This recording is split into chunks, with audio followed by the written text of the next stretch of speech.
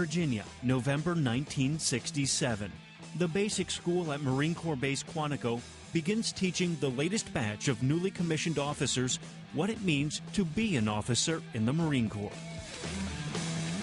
I'm sure some of us were motivated to join the Marine Corps because we would have been drafted, but no, none of us were drafted into the Marine Corps. We were all volunteers. Despite all you hear, I think most of us were quite anxious to get involved and to do our part.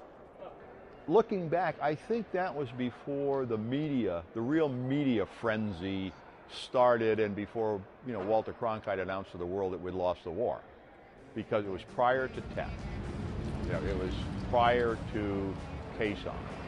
But those events are on the immediate horizon. In January, as the men of TBS Class 568 continue their second month of training, unexpected critics of the war begin to surface. Just across the Potomac at a White House conference on crime, singer and actress Eartha Kitt denounces the Vietnam War. Meanwhile, more than 8,000 miles away, the North Vietnamese Army lays siege to the remote Marine Corps outpost at Quai Son. Just days later, the North launches the countrywide Tet Offensive, with 80,000 troops striking at more than 100 towns and cities, taking Allied forces by surprise. And even as the bullets and bombs wreak havoc in Vietnam, in the U.S., more war protesters gather, using words as their weapons. I think that all of us were aware of what was going on, but we were pretty well focused on what we were doing at the time. Quint Wortham's commission followed 2 years of service in the Corps' enlisted ranks, all during a time when the integration of African Americans into a broader range of American society was happening. And though U.S. military leaders touted equality within the services, discrimination was still an issue. There was some. However, I think that for the most part, those of us who were in OCS were more enlightened. I saw more of it when I was an enlisted man. As training continues for Quint and his classmates, news of other major events filters in. In February, anti-war sentiment grows as Americans react to the Associated Press photograph of Saigon's police chief executing a Viet Cong prisoner. Then President Johnson announces he will not seek re-election. In April, as graduation nears, they learn of a tragic loss in Memphis, Tennessee. I may not get there with you, but I want you to know tonight that we as a people will get to the promised land. I was with 3 other officers coming back from D.C. when we heard on the radio that Martin Luther King had been assassinated. And that was very upsetting to me because I knew what would happen in this country. I knew the explosion that would cause. The base chaplain came in and addressed our class. The topic of his sermon was a man was killed today. And that man will be buried shortly, and this country will go on. And I thought in some respects he was trivializing the death of a great man, a man who we didn't really fully appreciate until some years later.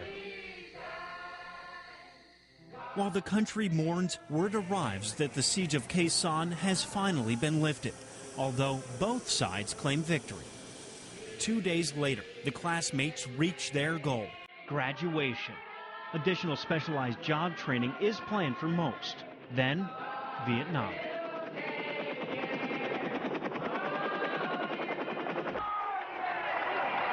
Fighting in the divisions that exist so deeply within our country and remove the stain of bloodshed.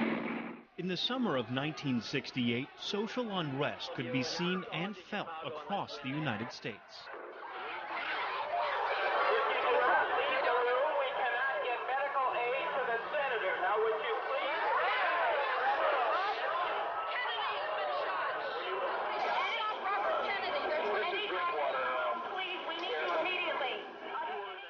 The shock of the Martin Luther King Jr. and Robert F. Kennedy assassinations was still fresh. If you do not leave, you will be subject to arrest. And there was a growing fear for loved ones fighting a war the majority of Americans were now against. In the midst of it all, thousands of service members, including many graduates of Marine Corps Basic School Class 568, prepared to go join the fight. On my way to Vietnam, I was in the San Francisco airport, and because I had gold bars on, there was a group approaching me that had protest signs, and they surrounded me.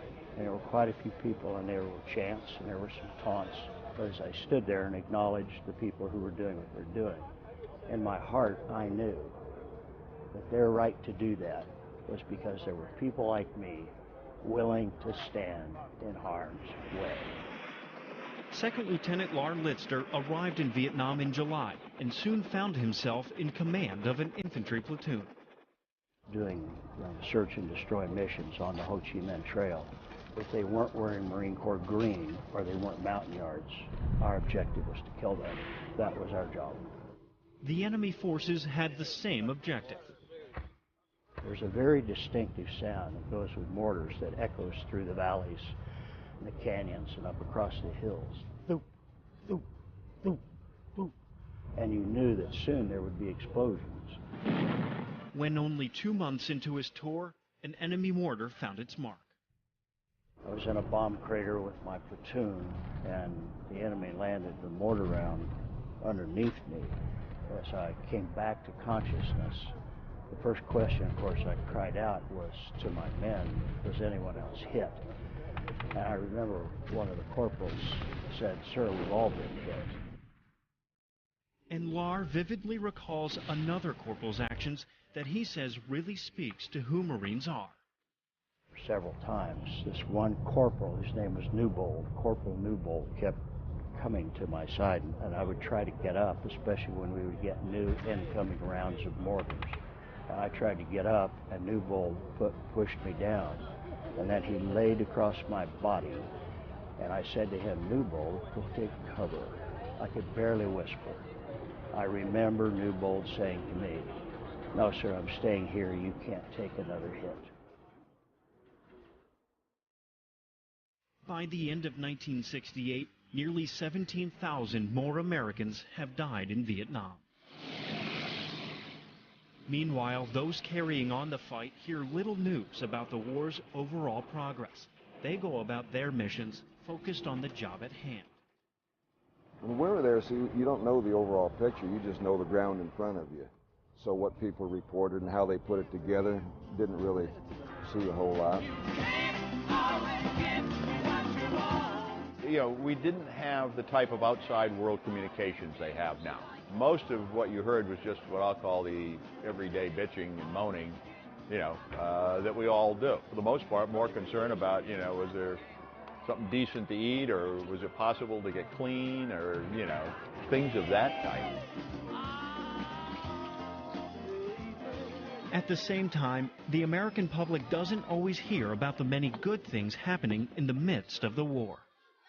The terrible things you hear about the war, they're the exception. We were involved in building schools and doing a lot of other things in civic action in Vietnam that you hear so little about.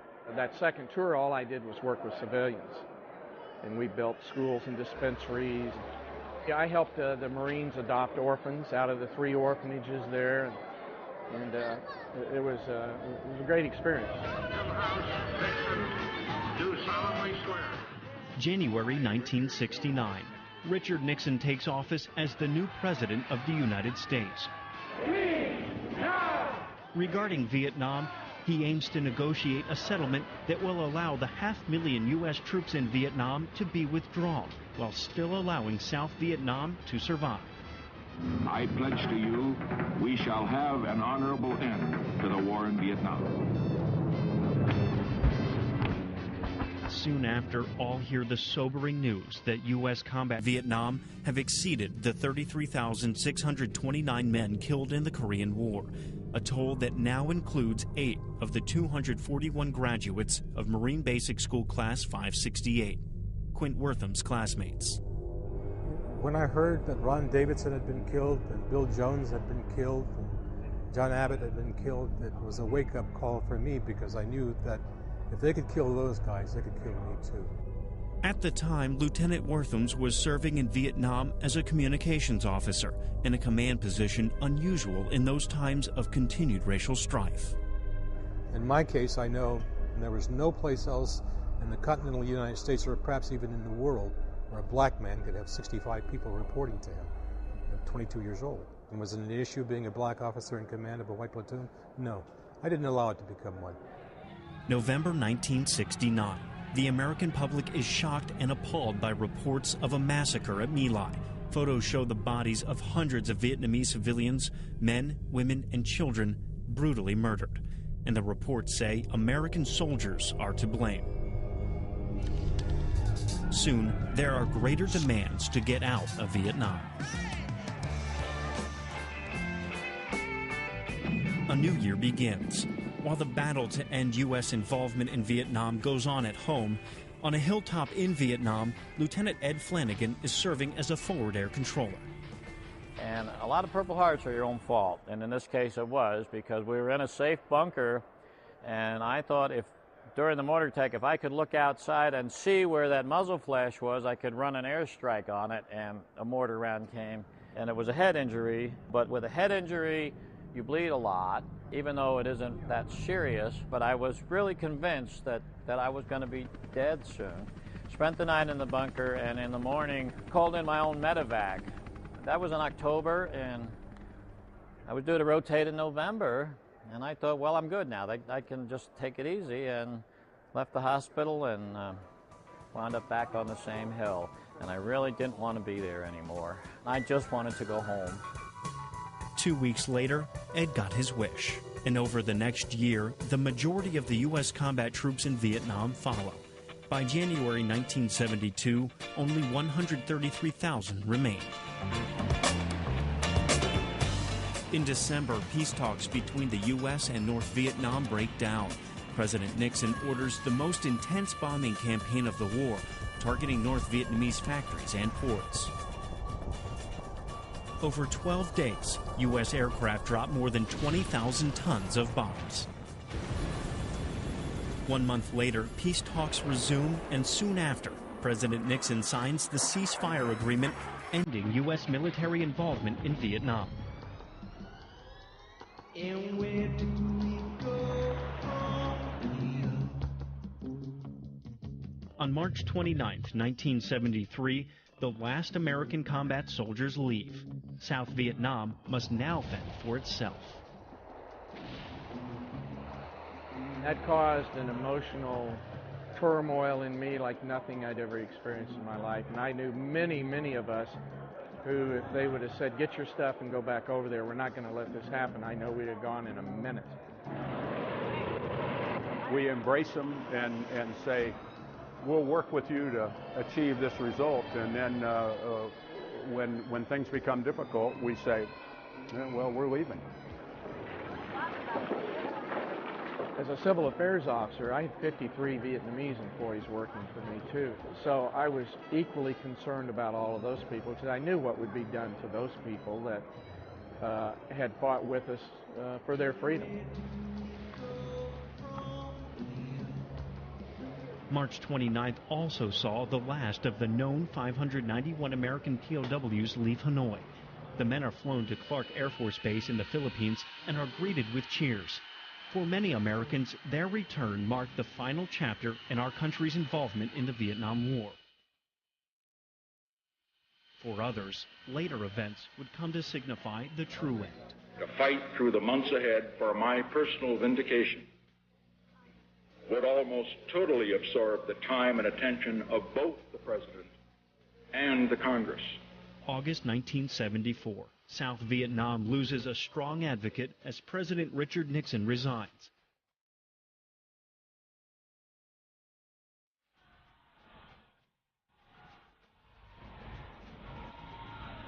Over the next 7 months, North Vietnamese forces make stunning gains in the south. Without American military aid, the Saigon government is unable to fend off attacks from the north. Then news of North Vietnamese forces at Saigon city gates triggers a U.S. military evacuation of American citizens and members of the press in the city. But word of the effort leaks, and rescue teams find themselves swarmed by thousands of desperate Vietnamese seeking escape. During the operation's 24 chaotic hours, nearly 1,400 U.S. citizens and 5,600 Vietnamese and third country nationals are lifted to U.S. Navy ships offshore. Only a few hours later, North Vietnamese tanks roll into Saigon. After so many years and so many deaths, on April 30th, 1975, the fight for a free Vietnam is truly lost. And 10 years later on the anniversary, when the media spent an entire month focusing on the fall of Saigon, that drove me into counseling. For Jim Horn and countless other veterans of the Vietnam War, there were many more battles after their return home. Some were shunned by their fellow Americans. Others struggled to restart their lives with damaged bodies and minds. Nearly all had to find a way to cope with memories of war and friends lost in battle. For many veterans of the Vietnam War, the memories still cause pain. Some relive battles and injuries they suffered. Others recall the loss of close friends. Regardless of the cause, many find comfort in the one location that has come to embody the Vietnam War experience. It was very difficult for me, and I had PTSD, still have it. And after 30 years, in '99, I came here. It was an October morning, and I was the only one here. As I came down, the sun was coming up over the Capitol, and I could see the clouds and the pink from the rising sun on the scalloped clouds, and it was just a remarkable setting. As I walked down to the wall and found the names of my comrades and touched them, what I got was that all 58,000 of them were at peace, and they were okay. It was us who weren't. And my concern, of course, had been for them. Very cathartic experience. Almost 10 years later, Lahr returned to the Vietnam Veterans Memorial in Washington, D.C. for a second visit, along with many other graduates of the basic school class 568. 40 years ago, we first assembled ourselves. Marine Corps officer candidates turned Marine Corps basic school graduates. We became TBS class 5-68, all 241 of us. And now we're assembled again, a goodly number of us, this time to pay our respects to those members of our class who are no longer with us. We're standing in front of the names of 8 members of TBS class 568 and in front of the names of thousands of others from that same conflict. We've come to honor our fallen classmates. They were and they are Marine officers, every one. No matter how many people are here, there's just a presence, and it's just an awesome thing. And having the widows, having the children of the deceased here with us just made it even more special, because we were honoring them as well as their husbands that had died. 58,000 names are inscribed on the wall behind us. Some of those, the names of your classmates. In the poem titled "The Wall," written by Tim Murphy, he describes it this way, which I think brings it to light to those of you who knew these men. It goes like this: and every name's a father or a husband or a son, or a daughter or a brother or a cousin to someone, or a name might be a classmate or a friend you may recall. There's nearly 60,000 fallen names still wailing at the wall. They had the world before them, and here they were, Marines, ready and willing to fight for freedom and for one another.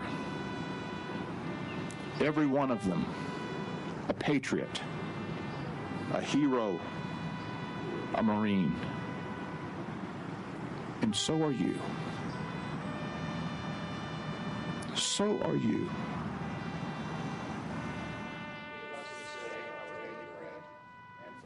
This ceremony at the Vietnam Veterans Memorial was the final event for TBS Class 568's first reunion since their graduation in 1968.